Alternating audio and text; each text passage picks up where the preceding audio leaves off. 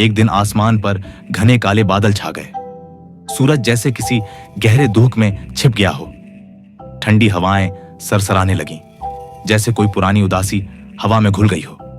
और फिर अचानक मूसलाधार बारिश ने शहर को अपनी आगोश में ले लिया। लोग अफरा तफरी में अपने घरों की ओर भागने लगे।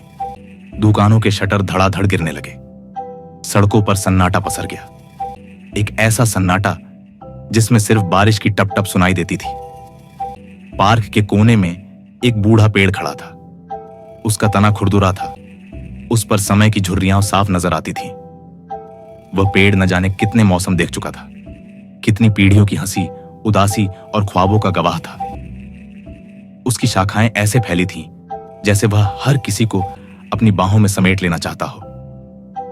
उसी वक्त एक भीगी भागी पर जोशीली सांसें लेता लड़का पार्क में दौड़ता हुआ आया। उसका नाम हसन था। उसकी आंखों में एक अलग सी चमक थी, जानने की, सीखने की, कुछ नया महसूस करने की। उसके सीने से भीगी हुई एक पुरानी किताब लगी हुई थी, जैसे वह कोई कीमती खजाना हो जिसे वह दुनिया की हर बला से बचाना चाहता हो।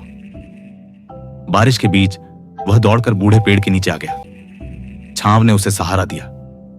ऐसा लगा जैसे पेड़ ने कहा हो, आ जा बेटा, तू अकेला नहीं है। हसन ने कांपते हाथों से किताब खोली। बारिश की आवाज में उसने पढ़ना शुरू किया, एक महान विद्वान की कहानी जिसने जीवन भर रोशनी बांटी।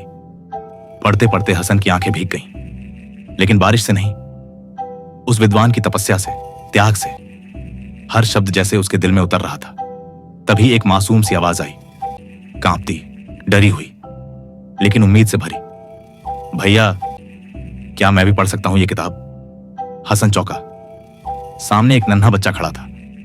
उसके कपड़े पूरी तरह भीग चुके थे, लेकिन उसकी आंखों में अजीब सी प्यास थी, जैसे वह भी उस किताब की रोशनी में कुछ तलाश रहा हो। हसन मुस्कुराया, वो मुस्कान जो दिल से निकले और सीधी आत्मा तक पहुंचे। ये सिर्फ एक किताब नहीं है, ये ज्ञान का खजाना है। आओ हम दोनों मिलकर पढ़ते हैं। दोनों साथ पढ़ने लगे। बूढ़ा पेड़ भी जैसे चुपचाप उनकी बातों को सुन रहा था। उसकी शाखाएं हल्के हल्के हिल रही थीं, जैसे वो भी दुआ दे रहा हो।